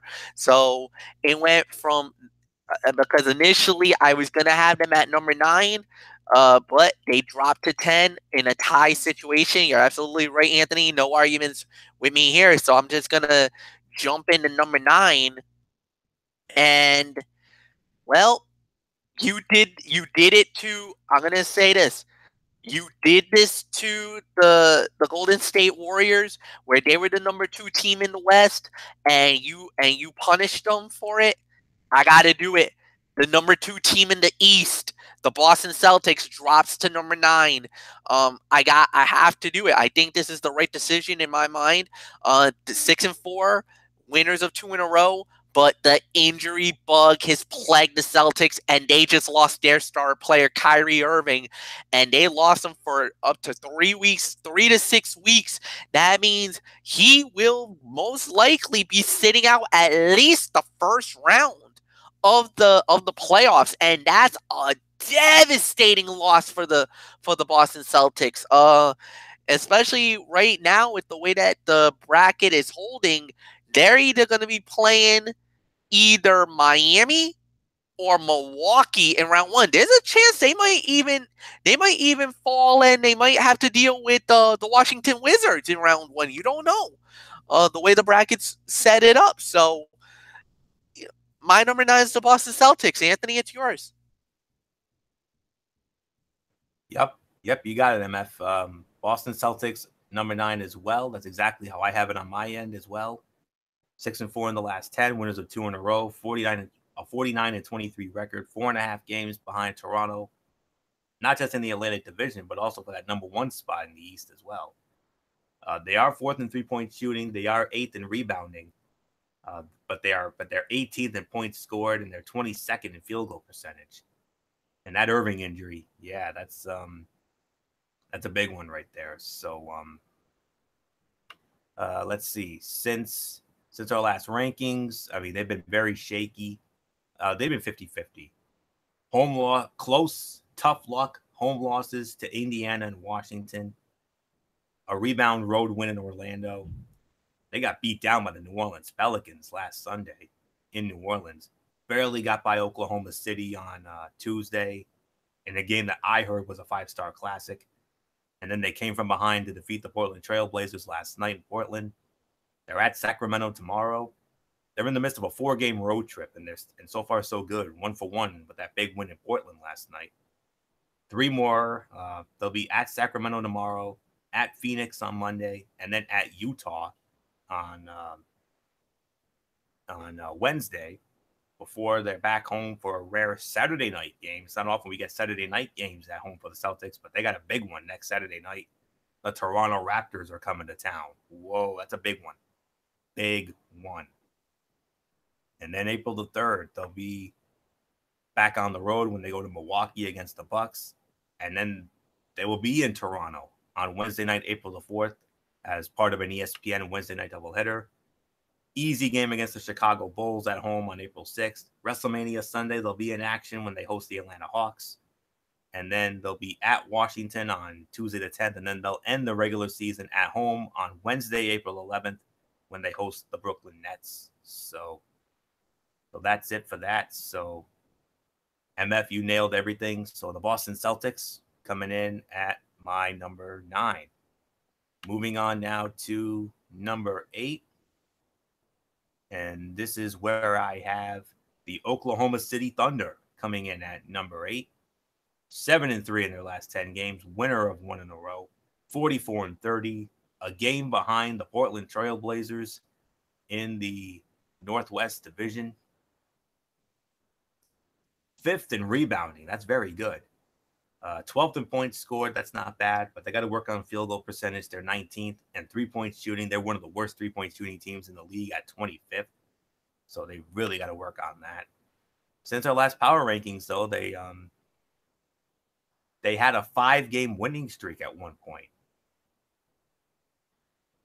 They beat, get this lineup, a home win over San Antonio, home wins over San Antonio and Sacramento, a road win in Atlanta, a home win over the Clippers, a very impressive road win in Toronto. But then that tough loss to the Celtics, they almost went into Boston and stole one there. And then they won at home against the Miami Heat. They got Portland coming in on Sunday. And then they got to go to San Antonio on Thursday, first half of a TNT Thursday night doubleheader. And then they host Denver on Friday. Easter Sunday, next Sunday, they'll be at New Orleans, NBA TV. April 3rd, Tuesday, they'll be hosting Golden State. TNT game right there. And then Saturday night, April the 7th, it will be a special Saturday night ABC game of the week. They'll be at the Houston Rockets, big game there. At Miami on April 9th, and then they'll end the year at home against the dud Memphis Grizzlies on April 11th. So that's all I can say there. So coming in at number 8, it is the Oklahoma City Thunder. MF, agree or disagree? I do agree. Oklahoma City Thunder is my number 8 with the 7-3 record. Like you said, in the last 10 games, there's no doubt about it. I don't have a major argument with that at all. So this is what, my number 7 now? Yeah. Okay. So 7 now. Oh boy. Where do I go? Okay. I was thinking Cleveland, and I know a lot of people are going to be like, wait a minute, Cleveland? Why? Why would you put the Cavaliers here? Because there's a lot of really good teams and a lot of really good storylines here. And I got to do it. Cleveland, look, winners of 4 in a row, and they've really done great. 7-3. And they're right now. I don't think they're gonna catch Boston or Toronto when it comes to the top seed in the East. Right now, they've got to watch themselves because there's a team right behind them who's trusting the process, that's nipping at their heels. They might actually lap them and and Cleveland might fall to 4. They could, very possibly, even 5. So you don't know. But yeah, I definitely agree. The Cleveland Cavaliers is my number 7. I know a lot of people are going to be yelling at me for this. I'm sorry, but there's too many good teams. Anthony, go. Amen, MF. You got it. It is Cleveland Cavaliers. You are absolutely right. Number 7. Despite 7-3 in their last 10 and winning 4 in a row, a 43-29 record, leading the Central Division, 1.5 games ahead of Indiana.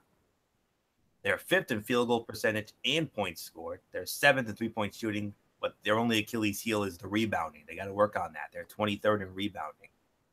So that's something they got to work on come playoff time in a few weeks. So since our last power rankings, not bad. But here's the thing. A bad road loss against the Lakers. They got beat down by the Lakers at Staples Center, but then they rebounded with an easy win in Phoenix over the Suns. They lost at Portland. That's not bad at all.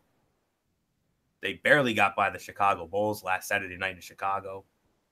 And then they won 3 in a row at home. The first win, they kicked off the 4-game winning streak in Chicago over the Bulls, but 3 straight home wins. Home wins over Milwaukee, big home win over Toronto on Wednesday, 132 to 129, and then another easy win over the Phoenix Suns at home last night. They play tomorrow afternoon at Barclays against the Brooklyn Nets. Excuse me, 3-game road trip here. Starts in Brooklyn, and then they go to Miami on Tuesday, TNT game there, an NBA TV game Wednesday night in Charlotte, and then they're back home on Friday against the New Orleans Pelicans, ESPN game. Easter Sunday, they'll be hosting the Dallas Mavericks, the Dallas Mavericks, I should say. And then they got Toronto coming in April 3rd, Washington coming in April 5th, April 6th, they're at Philadelphia. Monday, April 9th, they're at Madison, and then they close the year with a home-and-home against the New York Knicks. Monday, April 9th, they're at Madison Square Garden, and then they're at home to end the year Wednesday, April 11th. So LeBron and company, your 3-time reigning and defending Eastern Conference champions. They're playing their best ball at the right time, and if they keep it up, they're going to be a tough team to beat. So they're the biggest threat to Toronto and Boston, no doubt about it. So Cleveland Cavaliers coming in at number 7. Moving on to number 6. First time in a while, this team's been in the power rankings. They were not in the last 2, but they're back in it this time. Welcome back, the San Antonio Spurs. Finally, they're getting going. They're turning on the burners at the right time. They're 7-3 in their last 10 games. They've won 6 in a row, 43-30.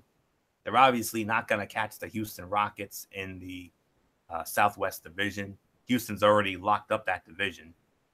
16 games out of that. No, you're not catching them at this juncture. But they're playing their best ball at the right time. This is the perfect time to be doing it. 9th in rebounding, 15th in field goal percentage. But they got to work on 3-point shooting. They're 23rd. And they got to start putting points on the board. They're 28th. They're near the bottom of the league in points scored. Hard to believe, but it's true.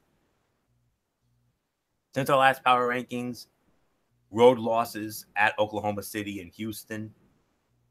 But since then, they've won 6 in a row. Home win, and get this, MF, all at home. All 6 of these wins, they were on a 6-game homestand. They swept it. They beat Orlando, New Orleans, Minnesota, Golden State on Monday, Washington on Wednesday, and then barely got by Utah last night. A brief 2-game road trip. They'll be in Milwaukee tomorrow, and then they'll be at Washington on Tuesday, back home against Oklahoma City on Thursday, TNT game there. And then Easter Sunday, ABC, they got the Houston Rockets coming in. Woo-hoo-hoo. Big one. And then they'll be in Los Angeles, back-to-back nights. They'll be at the Clippers Tuesday, April 3rd, at the Lakers, April 4th. Primetime televised, nationally televised games, of course. Saturday, April 7th, they're at home against Portland. Monday, April 9th, their final home game against Sacramento. And then they end the year on the road at New Orleans on April 11th. So San Antonio Spurs, they're back. Number 6. They would have been higher, but like MF said, there's so many great teams playing great ball at the right time. So MF, we thought rumors of the San Antonio Spurs demise, at least for now, greatly exaggerated. And the thing is that with everything that's been going on, and there's been a lot of drama in San Antonio. Normally, this is one of those teams that never ever has any drama, and all of a sudden, yeah, there's been a lot of drama in Spurland in the Alamo, and it's shocking. It's been very shocking, but at the end of the day, they've been able to handle the situation. They've been able to handle their business, and they still play with that chip on their shoulder all season long. And it is what it is, but they are delivering in the clutch moments. So San Antonio's been really good lately, and I gotta say they're looking really strong. So yeah, no doubt about it. San Antonio, that puts us into the top 5 for the first time tonight.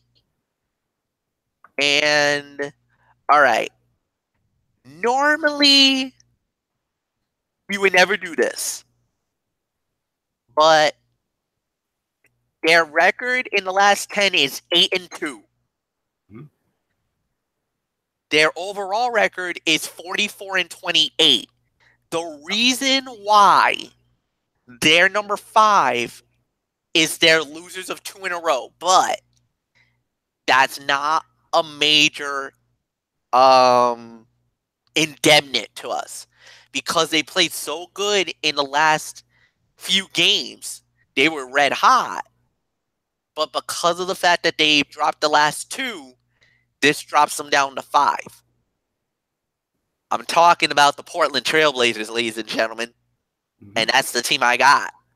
Yep. So my number 5 is Portland, and from Anthony going, yep, yeah, I think he agrees with me on this one. So, yeah, they're definitely been really good, and I love their backcourt. CJ McCollum, Damian Lillard, they are a 1-2 punch. And man, when they get into the postseason, New Orleans, good luck with these boys if you guys have to face them. Because if you do, I'm calling it. Portland moves on. I got Portland advancing. So, nothing more to say. Anthony, it's yours. Yep, Portland Trailblazers, number 5. 8-2 in the last 10. However, they have lost 2 in a row. 44-28. They lead the Northwest Division by 1 game over Oklahoma City. 3rd in three-point shooting and rebounding. Both of those very good. A respectable 14th in points scored. They're middle of the road there. 20th in the field goal percentage, though. They got to work on that. But the Portland Trailblazers continuing to be a pleasant surprise in the league. They had a huge winning streak recently, but that long winning streak was finally snapped. But since the last power rankings, home wins over Miami, Cleveland, and Detroit, a road win in Los Angeles against the Clippers, a tough luck, and then back-to-back tough luck losses at home, a 4-point loss at home to Houston on Tuesday, and then last night, losing by 5 to the Celtics. They're going to be in the midst of a 3-game road trip, which kicks off tomorrow night in Oklahoma City. Big one there. Another huge one at New Orleans on Tuesday. They're at Memphis on Wednesday, and then they're back home on Friday when they host the Clippers. And then Easter Sunday, they'll have an easy one at home against Memphis. And then they'll be at Dallas April 3rd, April 5th at Houston, at San Antonio April 7th, at Denver April 9th, and then they'll end the regular season at home against the Utah Jazz on Wednesday, April 11th. So CJ McCollum and company, can they get it? Can they keep their winning ways going? So nothing really more to say here. So yep, it is the Portland Trailblazers coming in at number 5. Moving on to number 4, the Utah Jazz. Our good friend Al Bradison's team, the Utah Jazz, coming in at number 4. They're also 8-2 in their last 10, but they're on a 1-game losing streak, not 2. 41-32, 3.5 games behind Portland in that very competitive Northwest Division. I never thought that division was going to be exciting, but it is. as of right now, they would be in. They have a they are currently holding the number 8 spot in the Western Conference. They're only one game ahead of the Denver Nuggets. And Denver, by the way, Denver, another honorable mention. 5-5 in their last 10, winners of 2 in a row. They're right around that 11 to 12 line, if I'm going to be real honest with you. A little more here and there, and Denver would have been in. But right now, Utah and Denver, you see that Mendoza line. Utah's at 8, Denver right behind at 40 and 33. That's a 1-game difference. So as of now, Utah has it. So I know our good friend Al Brazen saying, come on, guys, get in. Yeah, if you get in, it's only going to entitle you to get your asses handed to you by the Houston Rockets. Fun, big fun. Yeah, so you're going to have a lot of fun with that, big boy, let me tell you. 12th in three-point shooting, 15th in field goal shooting, 20th in rebounding, but they got to put the points on the board. They're 24th. Got to work on that. Since our last power rankings, you remember they had a huge winning streak recently. They went on another big winning streak. They started the month of March 9-0, including the first 4 after our last rankings.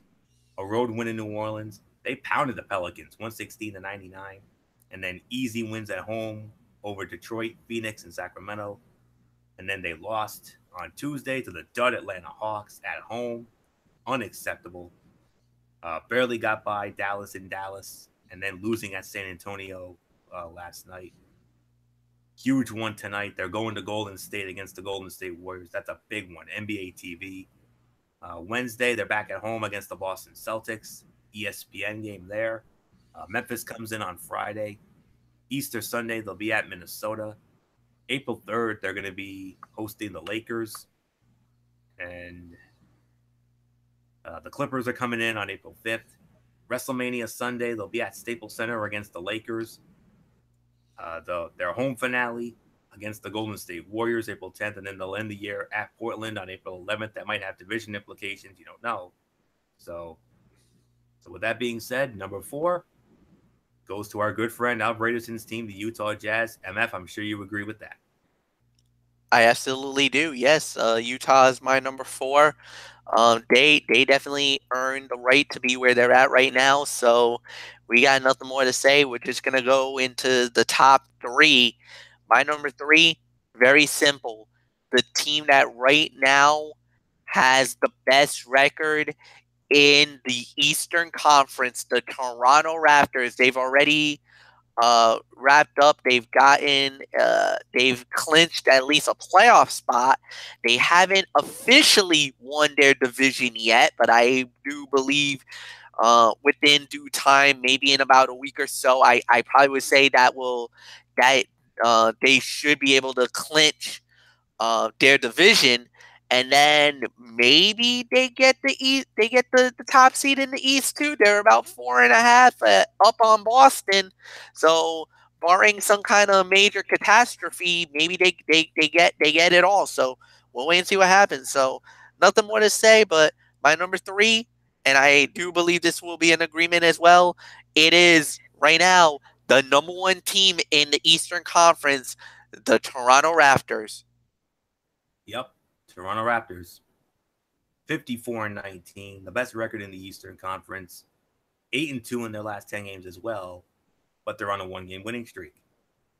That's why they go to the top 3. They're 2nd in points scored, 7th in field goal percentage, but they got to work on the rebounding and the 3-point shooting. They're 16th in rebounding and they're 18th 3-point shooting. Since our last power rankings, they've done very well. They had a big winning streak recently that carried over from our last power rankings. Easy road wins over New York and Brooklyn. They got by Indiana on the road as well, and then a home win and then they barely got by Dallas at home. But then they did lose to Oklahoma City on last Sunday. They barely got by Orlando on Tuesday. That tough loss at Cleveland on Wednesday night. Great, another 5-star classic with those two. I'll take 7 of those in a playoff series, either the second round or the conference finals. Either one of those two will be fine. Just give me 7 of those 5 stars, and I'll take them.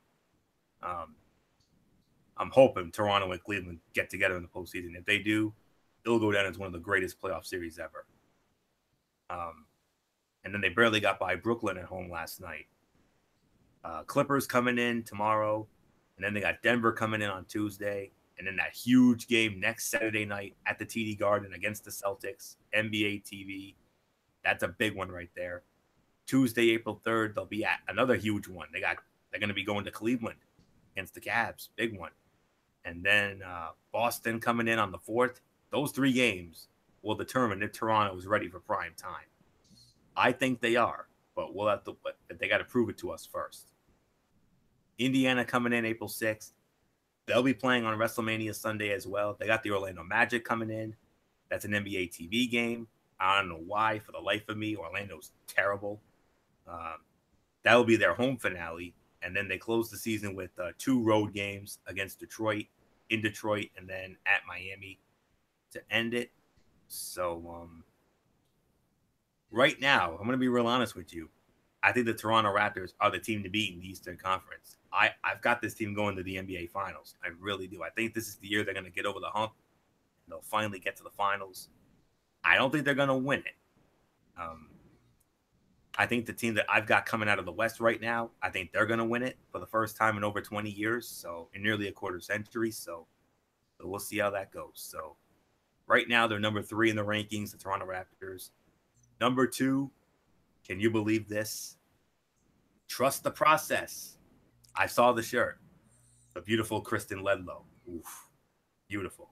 On NBA Inside Stuff, if you didn't see that today, she had that T-shirt on, and she looked darn good in it. The Philadelphia 76ers, they're number 2.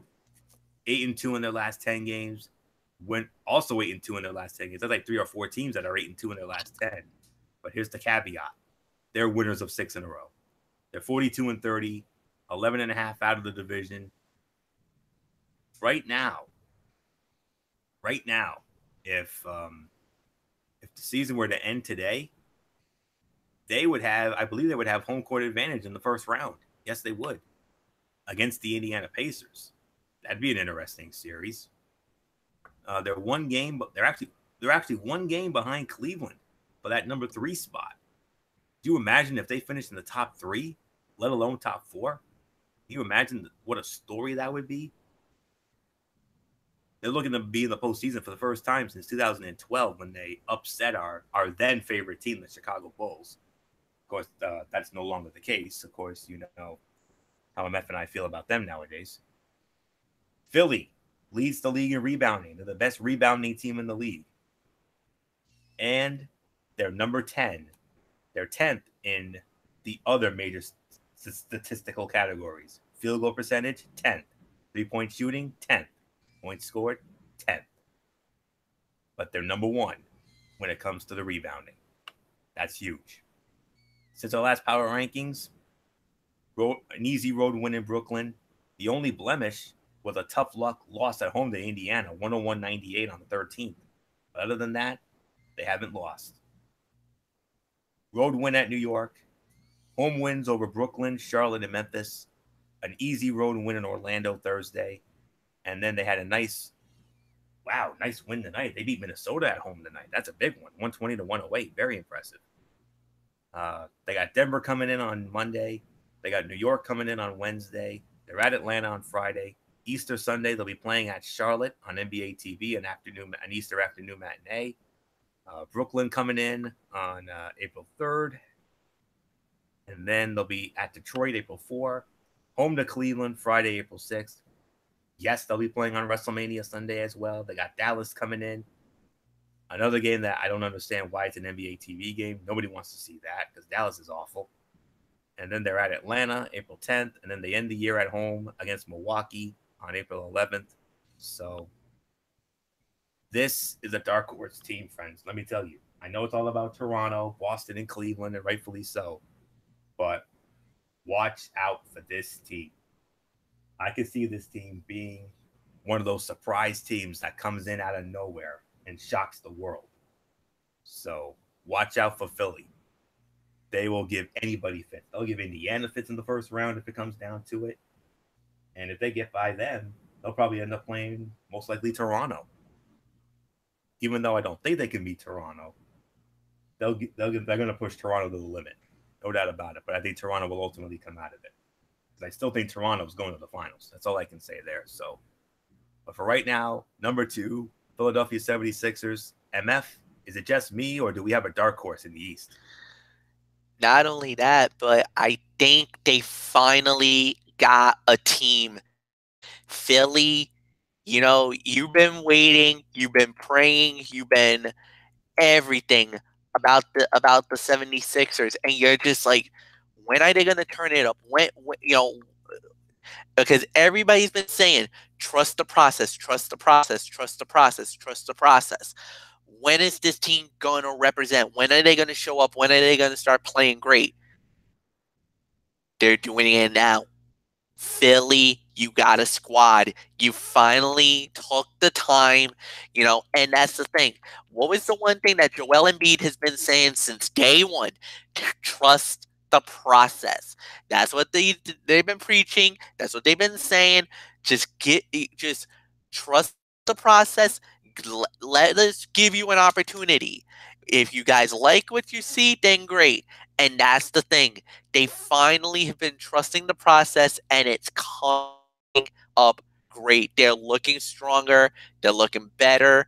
They're looking a lot more, I don't want to say extensive, but they're really looking like that team that a lot of people's been waiting for. They've been begging for the Sixers to be good, and now they are. There's no more days of them being in that the lottery, or that they're gonna be a struggling team. I don't think it's gonna happen, guys.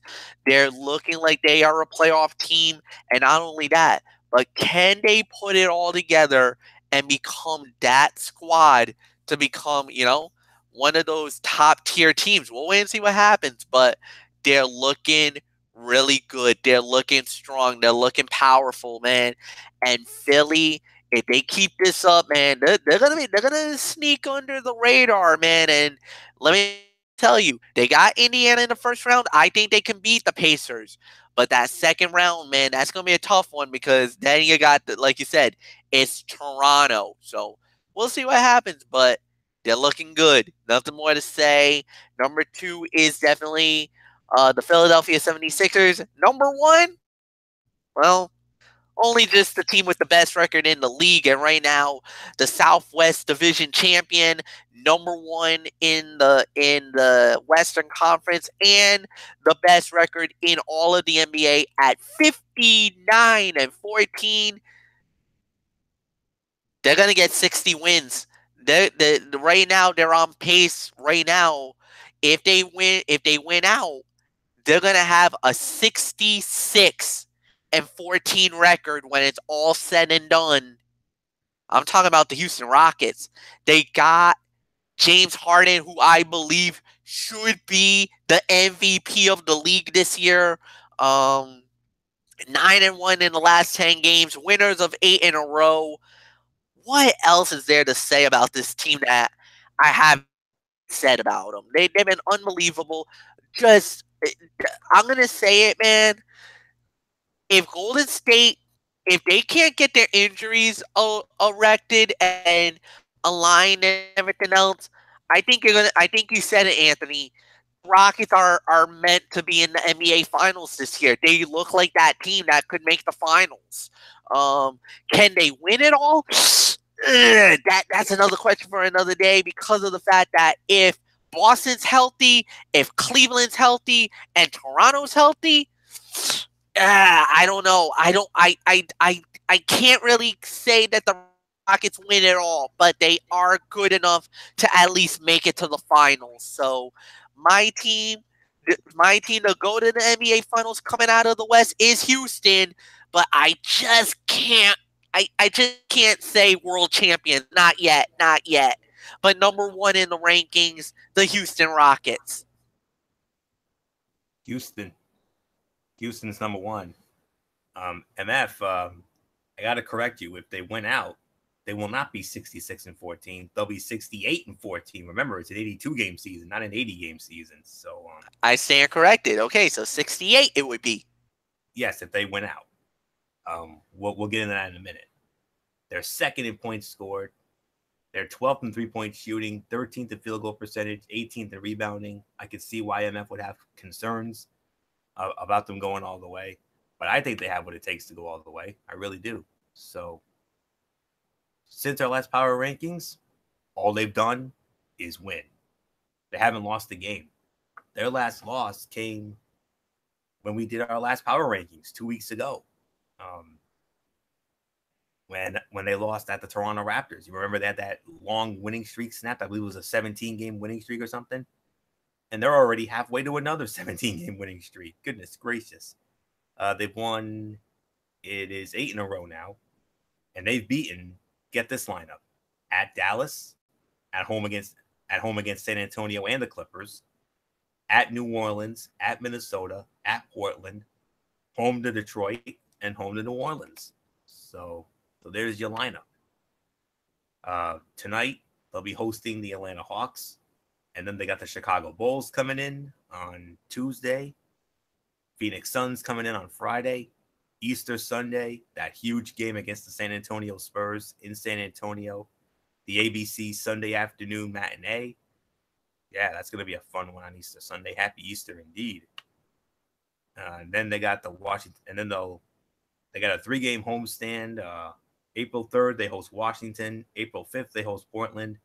And then Saturday, April 7th, they'll be hosting Oklahoma City, ABC Saturday night game of the week. And then they'll close the season with back-to-back road games, easy road games against the Lakers and in Sacramento. So they're the best team right now. I agree with MF. James Harden's the MVP. I don't care what anybody says. So that's all I can say on that.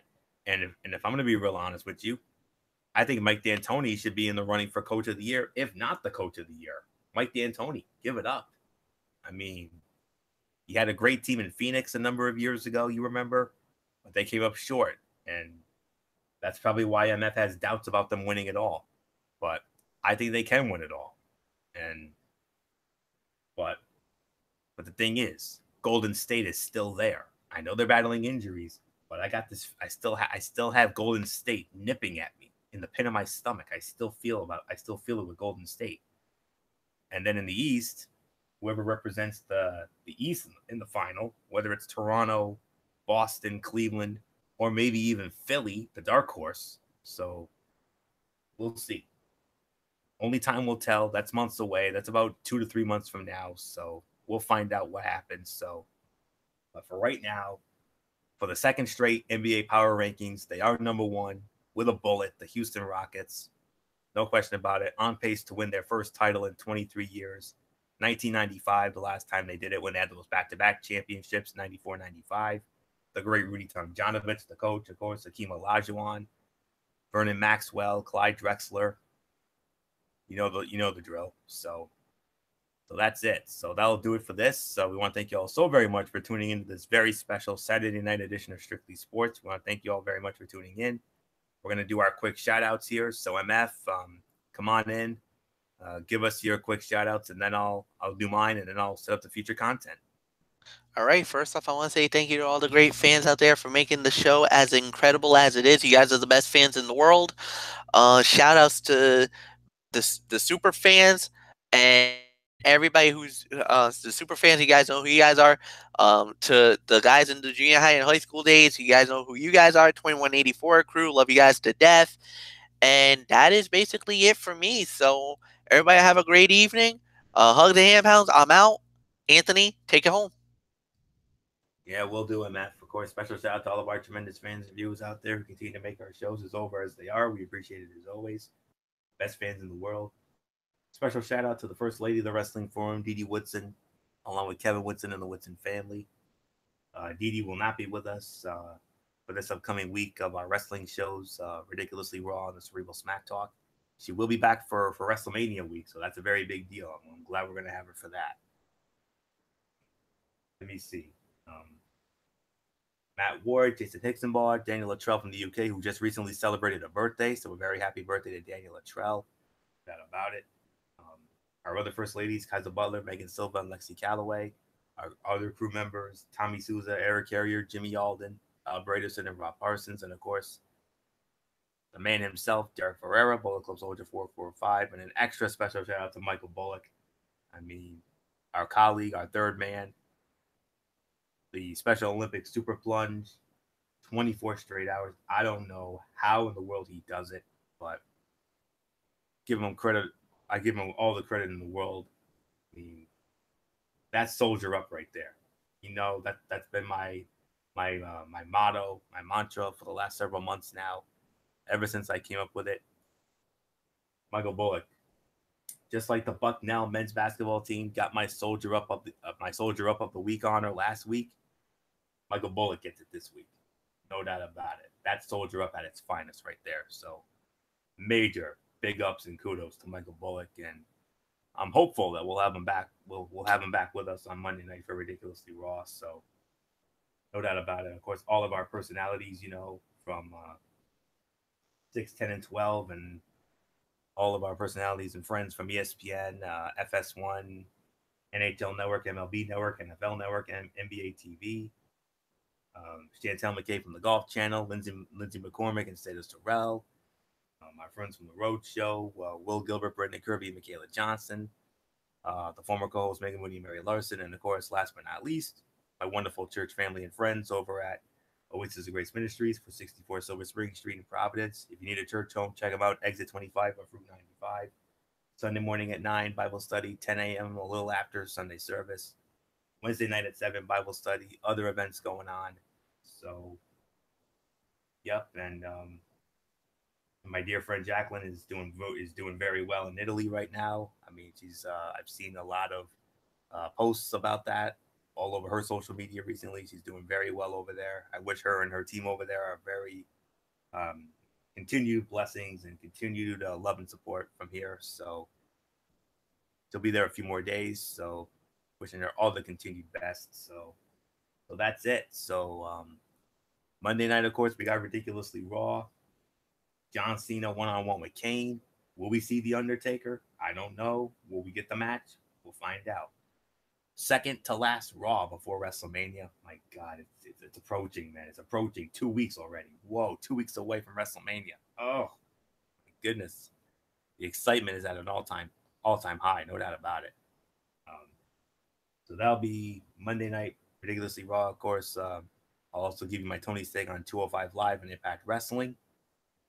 And then, of course, Tuesday night, we got the Cerebral Smack Talk with MF over on his channel, Brace Fan 95. We'll run down SmackDown Live, second to last SmackDown Live before WrestleMania. Randy Orton and Bobby Roode teaming up against Jinder Mahal and Sunil Singh. That's the big match on SmackDown Live. Of course, more on the Daniel Bryan situation. And then next Friday night, we got Strictly Sports. The only thing I know, NHL Power Rankings. I'm sure we'll probably preview the Final Four. And whatever else Derek will have on the docket for us. So big things coming in the next few weeks. Very exciting indeed. So Arch Madness winding down, Final Four, baseball starting up, WrestleMania fastly approaching, and then we got the Stanley Cup and NBA playoffs coming up. Oh my goodness, what a time to be alive. That's all I can say on that, especially if you're a sports fan like us. So that's it. So until Monday night for Ridiculously Raw, it's Anthony Floyo here for good old MF Michael Fletcher. And in spirit, Michael Bullock, Didi Woodson, and Derek Ferreira. You know the routine, everybody. Thumbs up. Talk to you later. Yeah, throw it up Fortune 4 style. Bye for now, my friends. God bless. Be good to each other. Have a blessed Sunday. And until Monday night for Ridiculously Raw, you've been watching this special Saturday night edition of Strictly Sports right here on the Tone 25 on YouTube.com. For everybody who's been a part of this one, for now, Anthony Floyo. So long.